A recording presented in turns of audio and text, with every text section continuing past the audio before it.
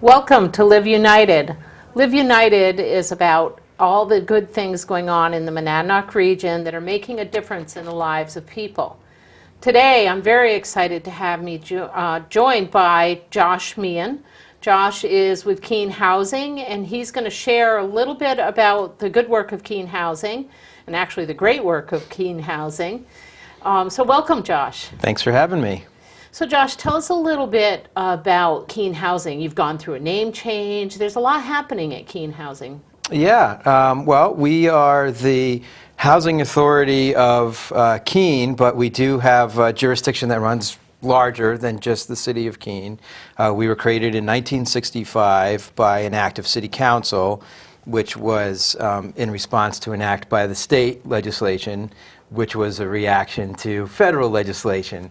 The federal legislation was in 1937, the state in 1941, and it wasn't until 1965 that Keene decided it needed to take a different approach and an organized approach to addressing affordable housing needs in Keene.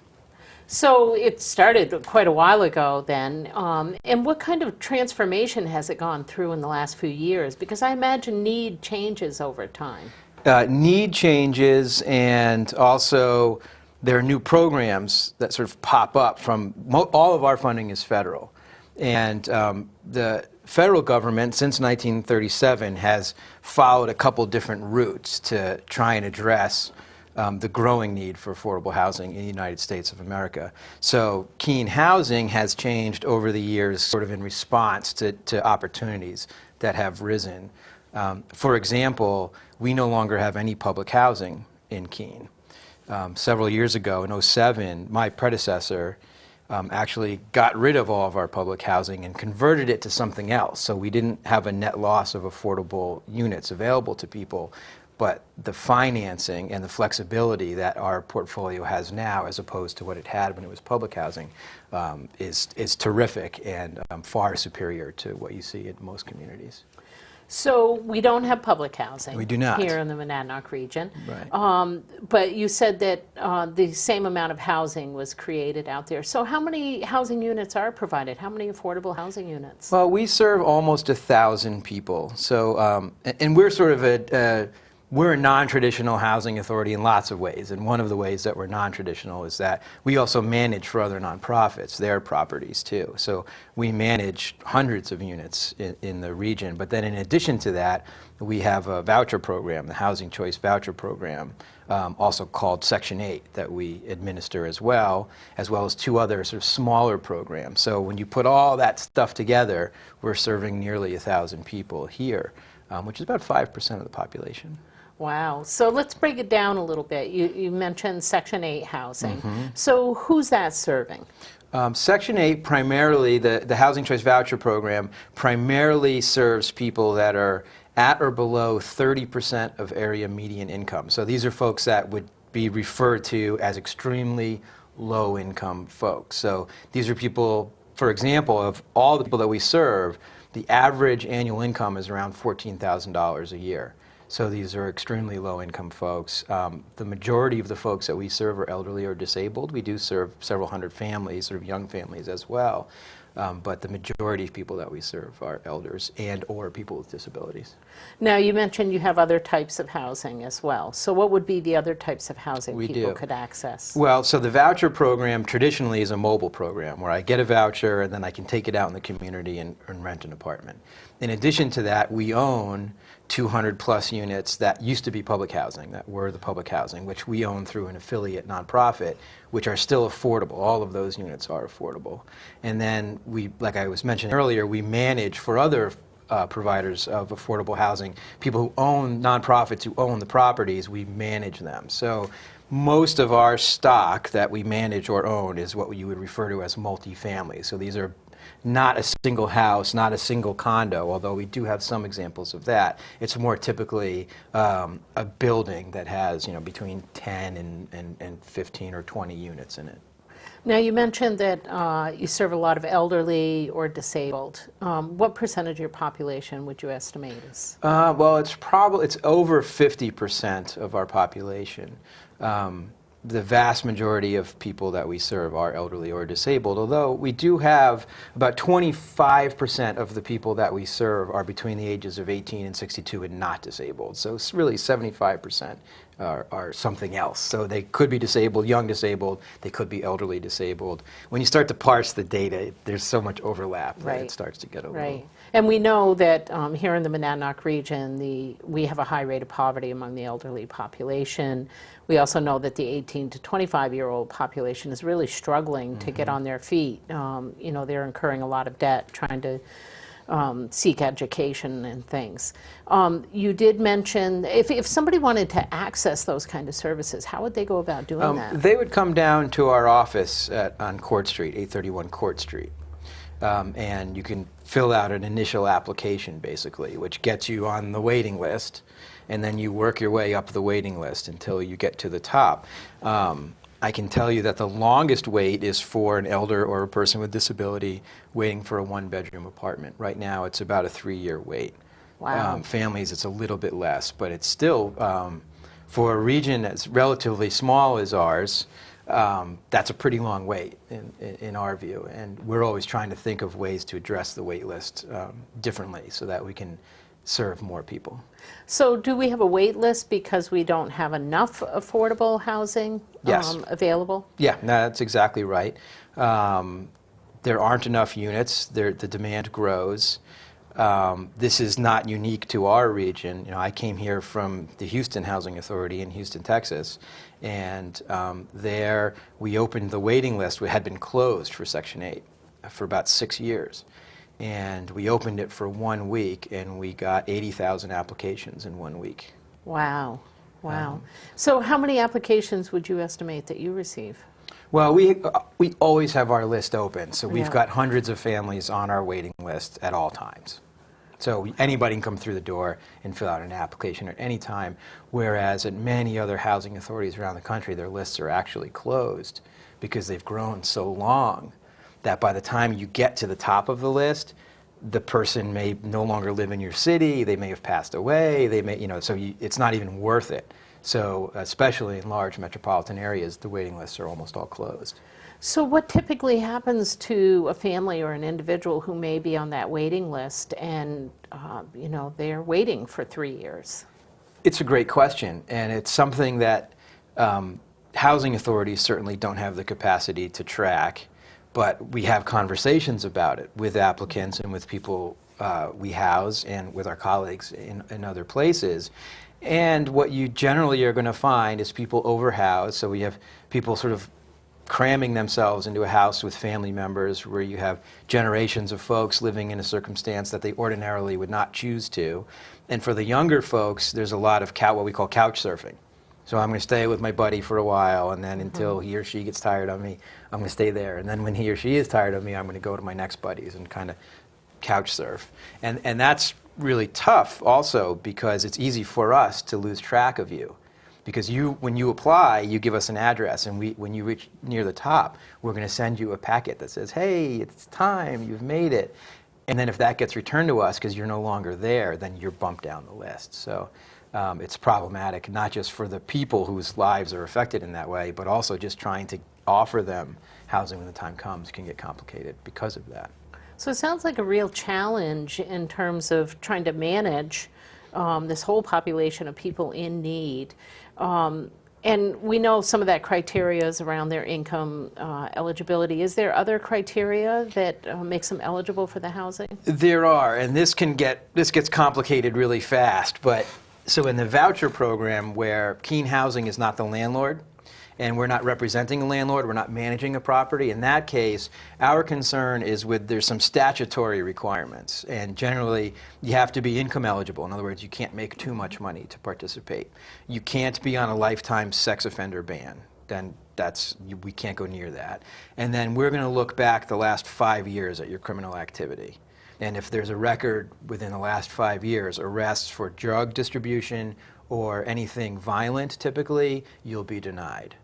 There are opportunities to appeal that decision, but typically our first reaction will be to say sorry.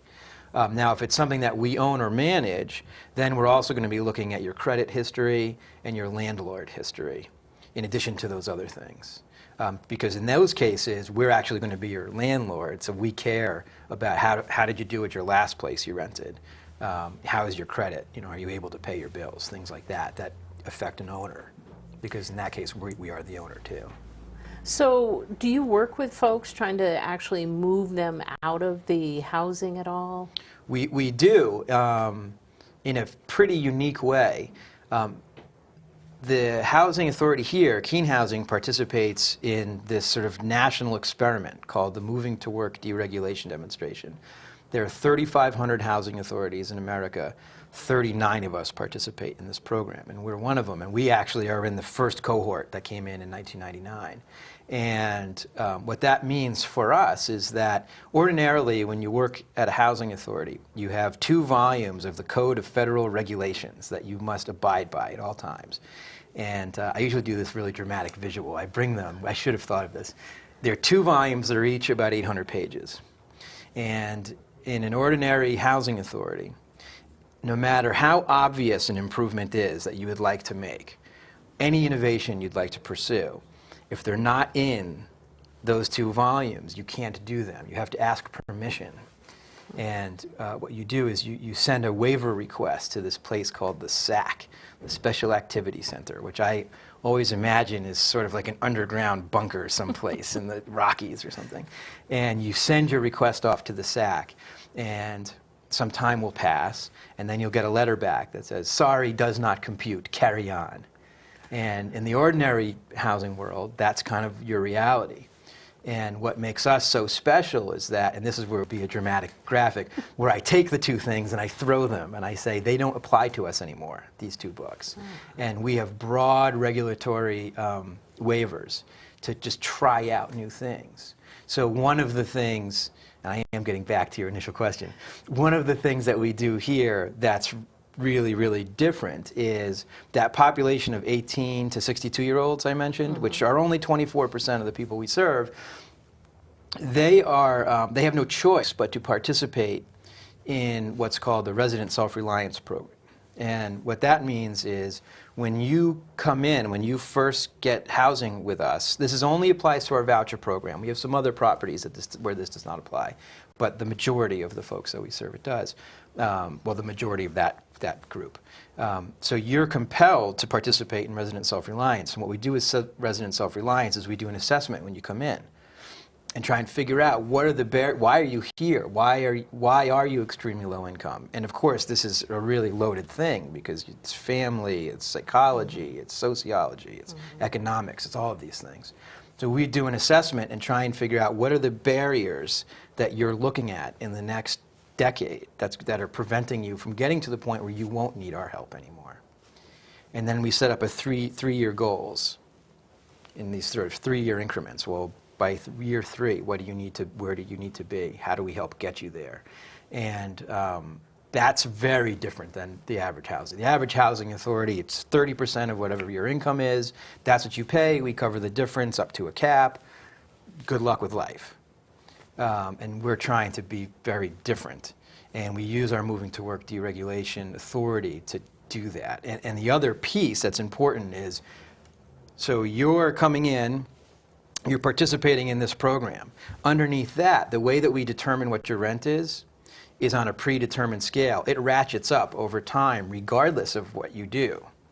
So our programming says, okay, at the end of year 2, you're just coming in with us now, your rent's going to go up to this.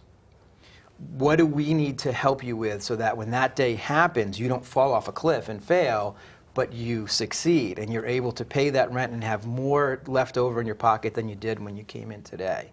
And that's a huge lift for us. It's a huge commitment. We're very different than any other housing authority in the country in that regard. And people are watching us. Something that folks in Keene may not be aware of is that we're a laboratory, and of the 39 housing authorities that participate in this experiment, we're probably among the 2 or 3 most aggressive and most experimental. So there's lots of people watching us, both critics and supporters on the national, on the federal level, kind of watching what's happening here. That's exciting, and certainly the Monadnock region's always known for its creativity and its innovation, and, another great example of that. It sounds like that's a very proactive approach. Love hearing that. I'm sure the public loves hearing that we're really doing something to help people move forward in their lives. Do you do things like money management classes or how to bank, how to, some of those basic life skill? Yeah, we do. That's a part of that program, the Resident Self-Reliance Program. That's like day one is sort of budgeting and writing down how much you make and what you spend your money on, and trying to figure out how do you do that better, and what are some opportunities for savings. And we're right in the beginning of a push towards refocusing that program. And part of that is finding partners in the community who do that already and perhaps better than we will. And some things we're really good at, but there's other things where there's barriers that people face that perhaps it doesn't make sense for us to teach them how to overcome them, but our role is to identify friends in the region who are really, really good at that, and then making referrals. So we have a system now where we make referrals and we track outcomes of the referrals we make, both in terms of the household's outcome, but then hearing back from the household, how good was that training? How valuable was that? What was that really helpful to you? So we can continue to identify partners who make the most sense for us, rather than trying to replicate work that's already being done. So let's talk a little bit about those partners, because one of the things about Living United is we can't do it alone. It's really about how we all collaborate, how we all collectively work together to really have an impact and make a difference in people's lives. So who are some of the partners that you work with out there? Well, the big one right now is we've just entered into a sort of we're putting our toe in the water working with the school district now on a program that they had started called Ready for Kindergarten. And Ready for Kindergarten is pretty interesting because what we've learned about kids' development is that if they have a certain skill set as early as kindergarten, their socioeconomic outcomes take off really well, and you can track it. You can say these kids came in able to identify capital and lowercase letter. They have a set of these are the things. Count to 20. There's a whole series of things. And children who entered kindergarten with that skill set, their outcomes by the time they're in their 20s is much, much higher than those who did not. And so what the SAU had started just a few years ago was trying to get parents to enroll in this program called Ready for Kindergarten. And it's a pretty interesting program in that it teaches parents how to teach the pre-K kids and gives them puzzles and games and tools to use. So we heard about this and we're thinking, geez, our kids who typically are going to be eligible for free or reduced lunch, so that's a data set that the SAU can wrap their brains around because it's important to them, because they have correlations between that group. They identify that group as a group and track their outcomes in a very specific way. And we know our kids are a subset of that group. We said, geez, wouldn't it be great if Keene Housing could find ways to help the SAU reach those parents who are living in our properties.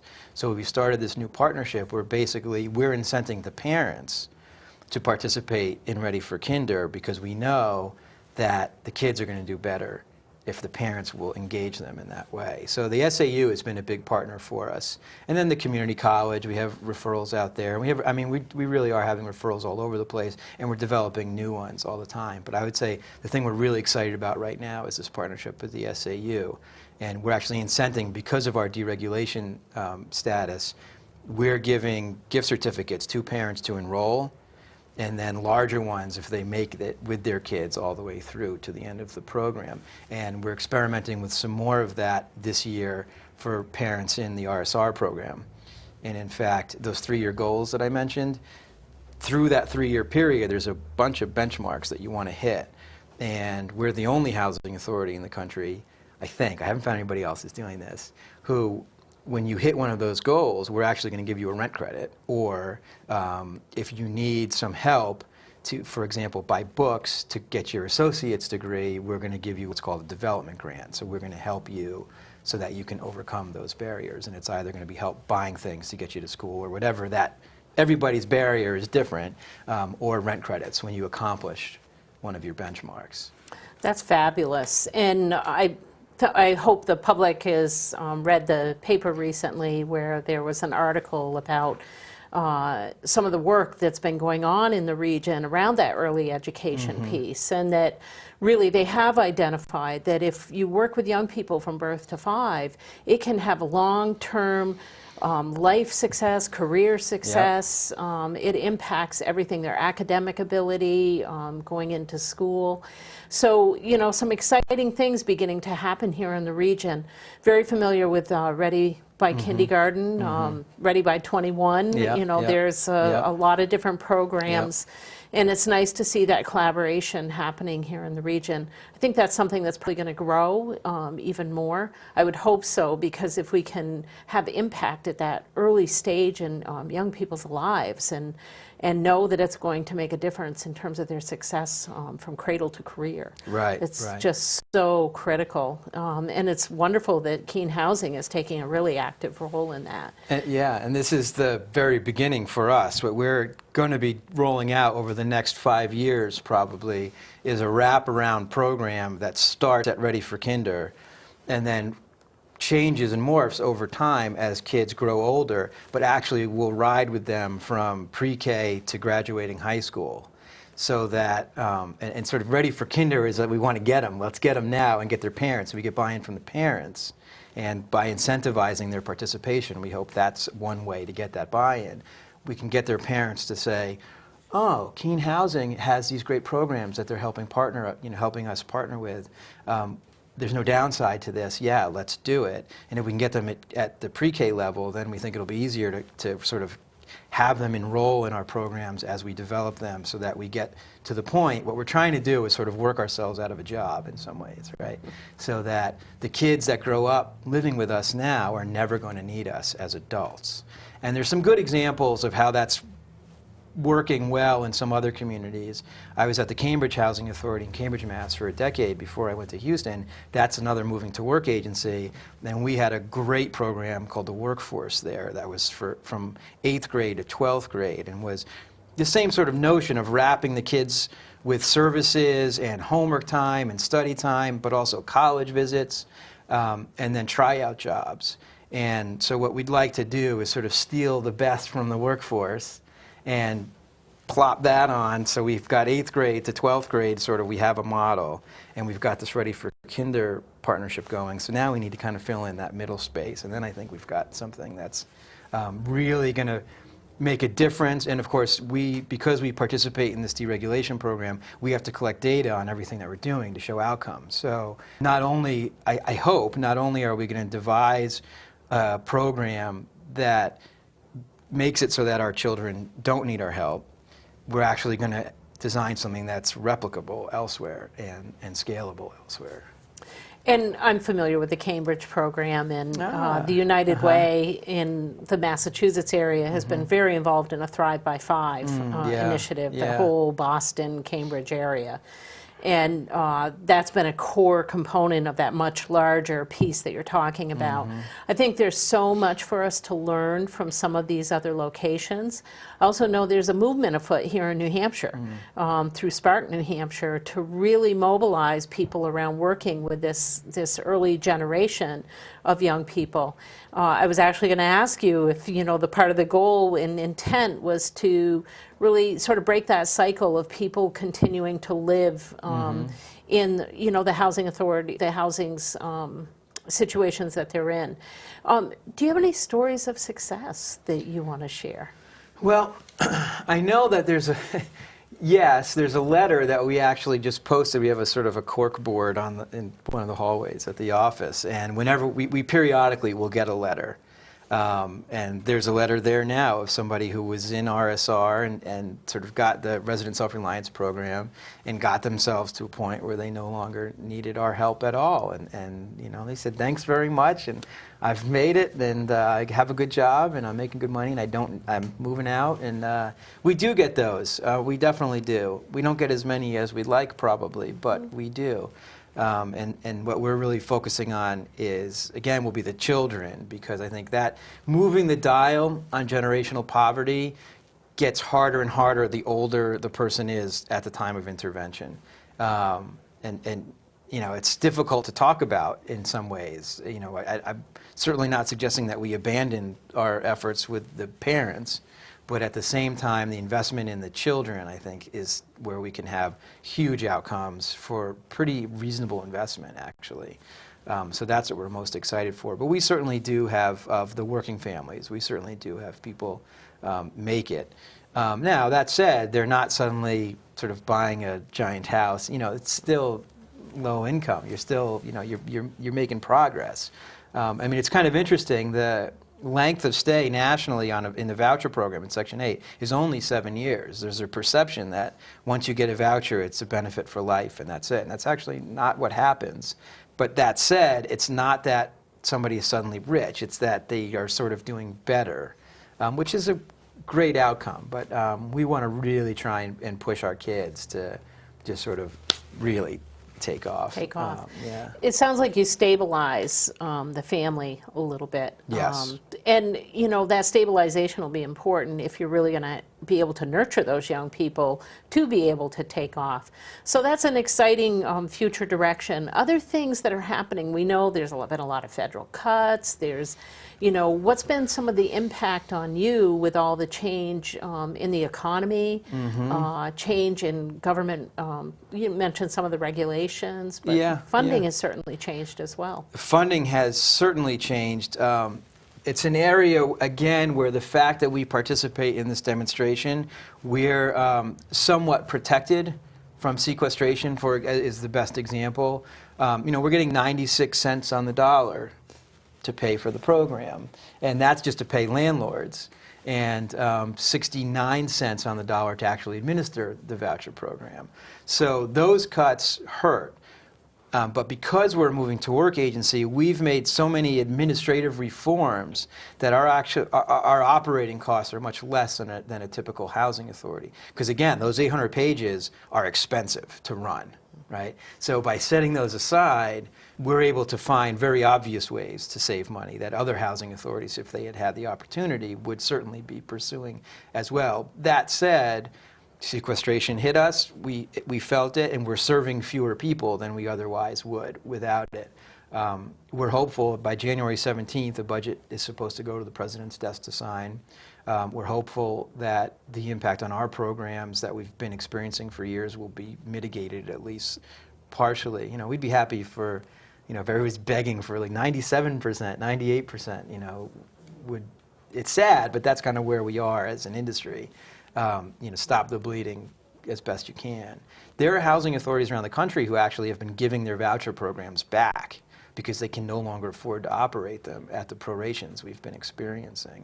I believe there were almost 50 last year, and there were 40-something in 12, and another 40-something in 2011. Nobody's talking about it. It's kind of embarrassing for the Fed, but it's basically housing authority executive directors sort of giving the keys back and saying, we can't, you're not giving us enough money, we can't do it.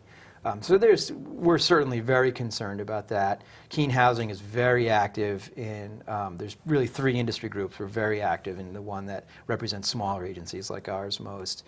And we're very engaged with our delegation in the Senate and the House as well, to sort of make sure that our voices are heard as best we can. So let's talk a little bit about that, because Live United's about giving, volunteering, but also advocating. And what role is the Keene Housing taking in the whole advocacy piece? Well, there's an organization that's an industry group for housing authorities called FADA, which is, everything's got an acronym in this business, Public Housing Authorities Directors Association. And it's one of the larger, there's 3 big ones, it's one of the larger of the 3. And I'm a trustee in that organization and member of the legislative committee there. So we're pretty loud. We're pretty loud nationally. And also, because we have so much experience in moving to work, we're amongst probably about 5 housing authorities that are the most vocal advocates for moving to work's expansion. We just think it's a better way to do business. It runs into ideology, unfortunately, and it runs into politics in a way that are problematic for its expansion, because it's sort of thought of as a federalist program. It was created in '96 during the Gingrich Congress, and hence the name Moving to Work, even though it really isn't that, it's something different. So it support and opposition break along ideological lines for moving to work, whereas a practitioner, and all of us who are practitioners and are fortunate enough to work in a moving to work agency, we're saying, guys, this is not about ideology, it's not about politics. This is about a better way to address affordable housing needs in our community. So we're very, very vocal around moving to work's expansion in Congress. And how about here in the state of New Hampshire, or here even in the Monadnock region, working with other housing? Because we, as you know, we cover the whole Monadnock region through the United Way, and I'm aware that many of your partners are, throughout the region. Yeah, absolutely. Well, we work with Southwestern Community Services. We work pretty closely. We own 2 family shelters in town, which they run the shelters and we own them. And then we also support Second Chance for Success over at the county jail. So we work with them fairly closely, and I think that we're sort of like minds in terms of advocacy. Where we're a little bit different, though, is that we receive $0 from the state. So we don't have to push on the State House in the way that some of our partners do. We are part of 2 statewide organizations, New Hampshire Housing Matters, and there's an organization of New Hampshire Housing Authorities, and we're a member of that group as well. And I recently testified before a subcommittee in the State House on the impact of housing shortfalls on children. And I've just been asked to participate in a statewide conversation that New Hampshire Housing Finance is putting together around solutions for affordable housing. But you can't make any policy recommendations. He said, New Hampshire's an interesting town, it's an interesting state sometimes. New Hampshire's a very interesting like place you in can't terms talk of that. about how we might spend money differently or find it from different places. We don't really want policy recommendations. We just kind of want to talk about it, which is fine. I mean, I'm happy to be asked to participate in the group. And I'm learning. I've only been here for a year and a half, so I'm sort of still learning New Hampshire. Federally, I've been involved with federal issues for housing and for quite a while, but New Hampshire's got its own. But I just came from Texas, so if I could do Texas, I think I could manage New Hampshire. Manage New Hampshire. Yeah. Well, one of the nice things I think in New Hampshire is that lots of times when they see something working well, we're a small enough state where we can replicate, where we can share that information through different sources. Hopefully there'll be an opportunity to share the work that you're doing, because it sounds very innovative. We love to lead by example, Right. Especially here in the Monadnock region. Yes. Any other future directions that you want the public to be aware of? And before we do that, I want you to repeat your contact information for people. Sure.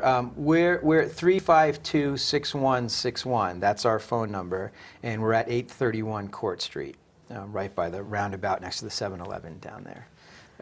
And our website is keenehousing.org. We're actually launching a new website in the next week or so that will be much easier to use. The one that we have now has sort of been under construction since long before I got here. So we're about to launch a new one that will be easier to use. People will be able to download applications online, fill them out. You still have to put them in the mail or drop them off, but at least you can kind of do the work at home. And, so we're hopeful that people will take advantage of that. And also, we have a Twitter account, which is at Keene Housing, and a very active Facebook page as well. And actually, for any residents who are listening or participants, every month we do a drawing. Everybody who likes us that month, any new likes, we do a drawing, and each month somebody wins a $50 gift certificate to Hannaford's for liking our Facebook page. Very nice. Yeah. That's a good little benefit. Do you have any organizational needs at all? Volunteers, anything like that? Absolutely. I mean, we have an internship laboratory. We've partnered with Cambridge Housing Authority, actually, in Cambridge, Mass., where we have a sort of collective internship program called the Policy and Technology Lab. It's called PT&L. We're PT&L West. They're PT&L East.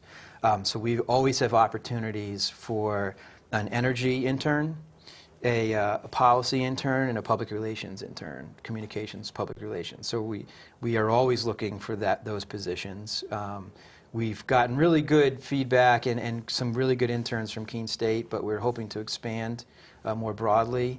But the other thing that we're really interested in right now is starting to think about community gardening and how we could actually help residents grow their own food on the properties. And we've just won a small grant to help put some of that together. And we're going to be exploring that more over the next year. And I think there are going to be opportunities for people who are interested in helping teach people how to grow food. I think there's going to be some opportunities for that. And then we have a pretty robust resident services program for kids already. And we always have opportunities to volunteer after school to help with the kids as well. So, anybody who's interested should give us a call. You can call me and I'll put you in touch with the right person. Now, will the gardening program work with the Early Sprouts piece at all that's here in the Monadnock region? I don't know how far along we are with finding partners. We've got Carol Jew has been doing a great job at one of our elderly disabled sites, and they've got a beautiful garden. And we just built some more raised beds last season, and they're doing great. We'd like to start to say, okay, that worked really well.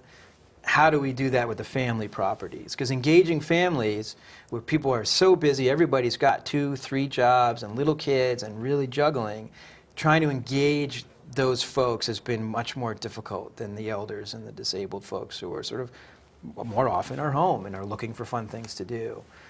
So we're going to be looking for partners, and we're in the stage right now we're trying to figure out who does it make sense for us to partner with. And we certainly have resources to bring to bear, sort of like United Way, not on the scale of United Way, but when I talk about finding partnerships, some of those partnerships are the partner benefits from having more heads to count.